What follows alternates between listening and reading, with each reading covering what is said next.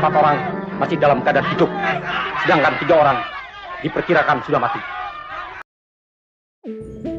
Melihat dua sisi sejarah G30S dari film G30S PKI, Jagal dan Senyap.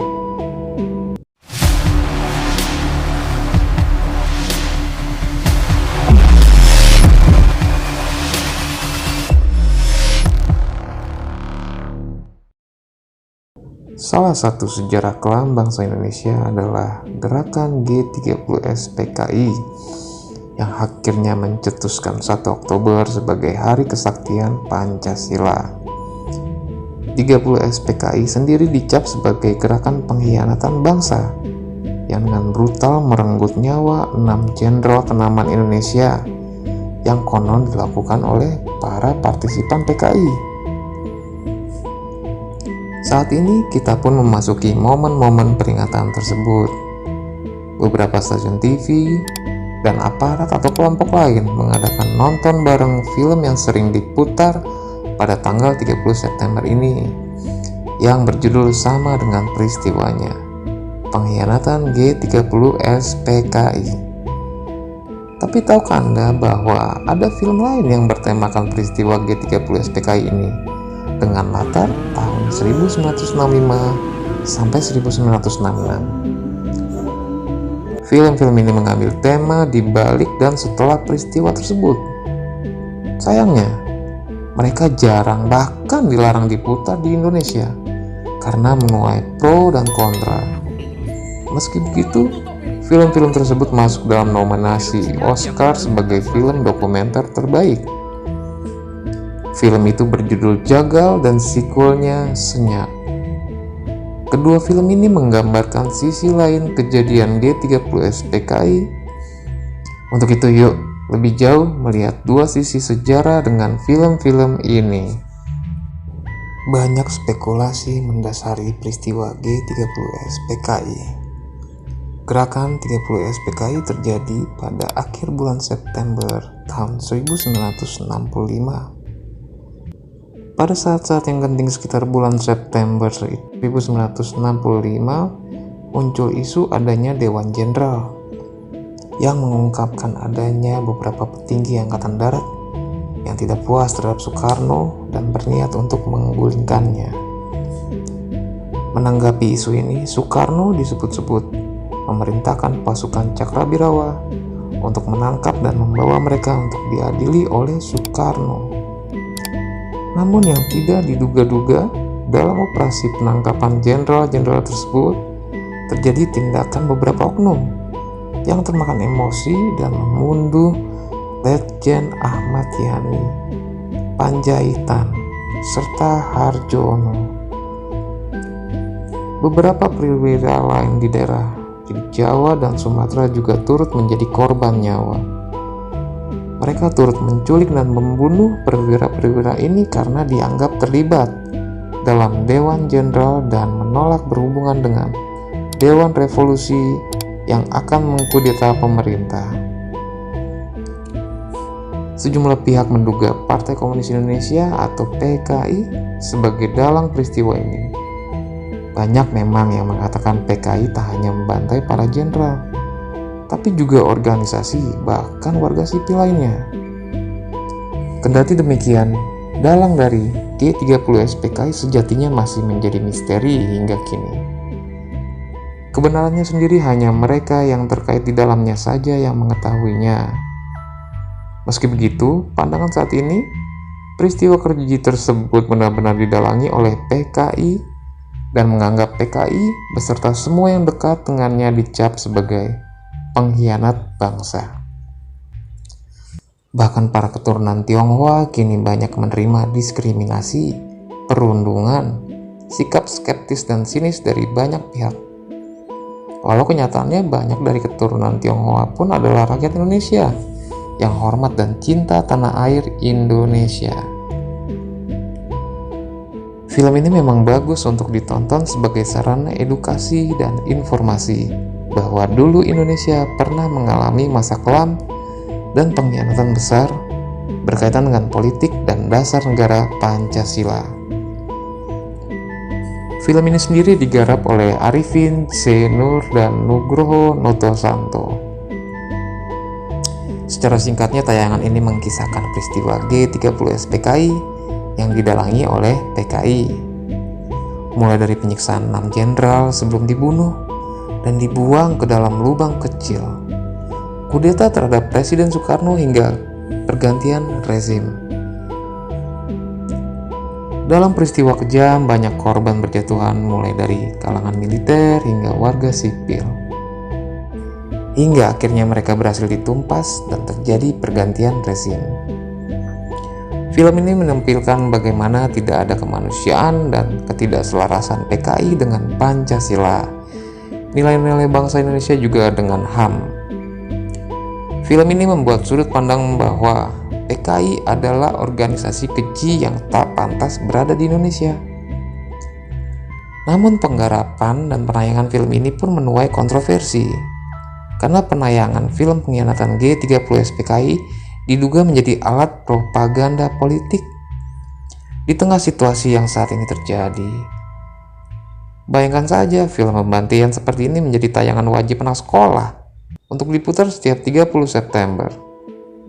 Setelah Presiden Soeharto lengser pada 1998, film garapan Arifin C. Nur ini tidak lagi tayang di TVRI. Alasannya, cerita yang digarap dalam film tersebut tidak sesuai dengan kejadian sebenarnya.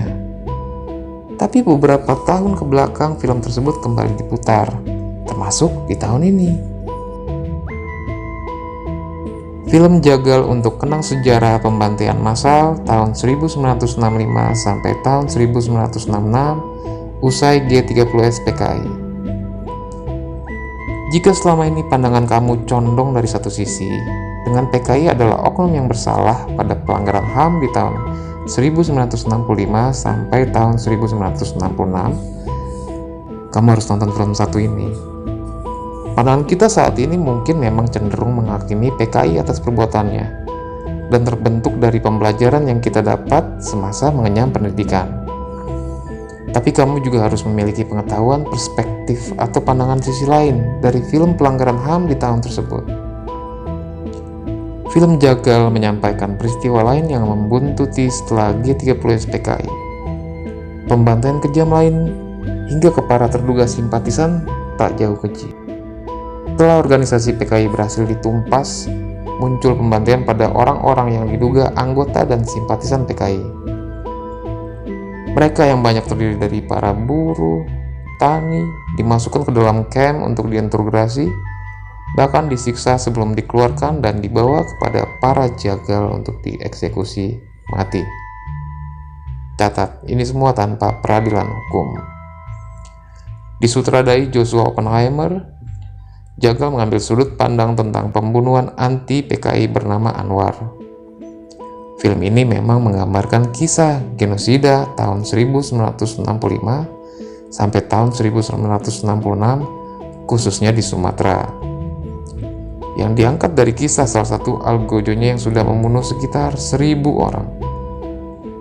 Jagal menjabarkan tentang aksi dan cara pembunuhan para algojo anti-PKI terhadap terduga simpatisan PKI.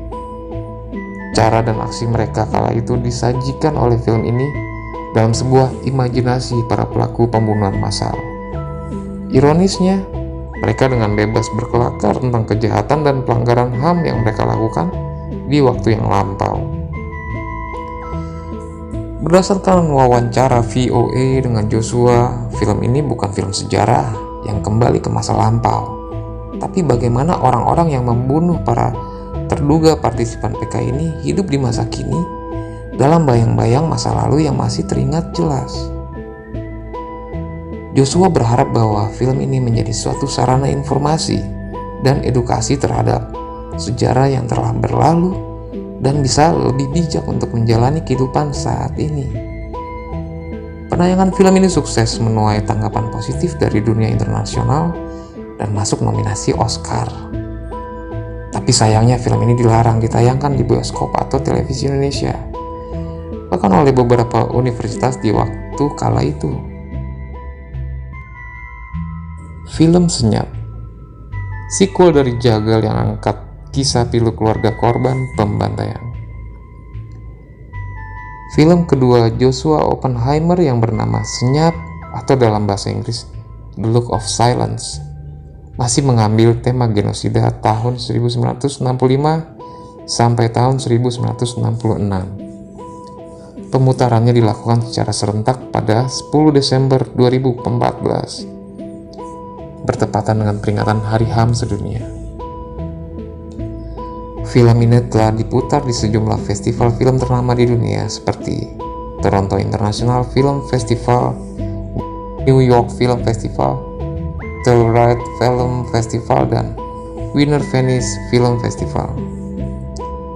Menariknya, peredaran film ini sempat menjadi sorotan karena dilarang oleh Lembaga Sensor Film (LSF) sejak 29 Desember 2014 silam.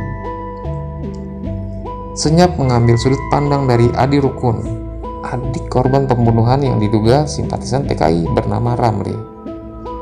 Ia dan keluarga dicap sebagai keluarga lingkungan tidak bersih, karena Ramli dieksekusi akibat diduga sebagai simpatisan PKI. Film ini mengisahkan bagaimana para keluarga, para korban pembunuhan, dan para pembunuh atau keluarga pembunuh berada dalam suatu lingkungan yang sama dan bahkan masih berkuasa hingga ke bangku-bangku pemerintahan. Meski membuka luka lama bagi para korban maupun para pelaku, film ini berhasil menyentuh hati dan membuka pikiran banyak orang. Bahkan dalam film tersebut, Adi dan keluarga pembunuh kakaknya saling berpelukan karena rasa penyesalan dan luka yang tertanam dalam hati mereka. Film ini juga kembali masuk dalam nominasi Oscar untuk film dokumenter terbaik. Hadirnya film-film ini sebagai suatu sarana pembelajaran bagi kita generasi muda yang akan melanjutkan kehidupan berbangsa dan bernegara, agar hidup selalu dalam kebijaksanaan dalam bersikap, belajar dari kesalahan masa lalu, membangun peradaban yang lebih maju, adil, rukun, damai, sejahtera, seperti cita-cita dan tujuan bangsa kita. Jadi memperingati momen bersejarah 30 September ini, mari temukan lebih banyak sisi dan pandangan dalam sejarah, sehingga pemikiran kita bisa terbuka luas dan kritis, yang menjadikan kita lebih baik dalam bersikap dan bertindak.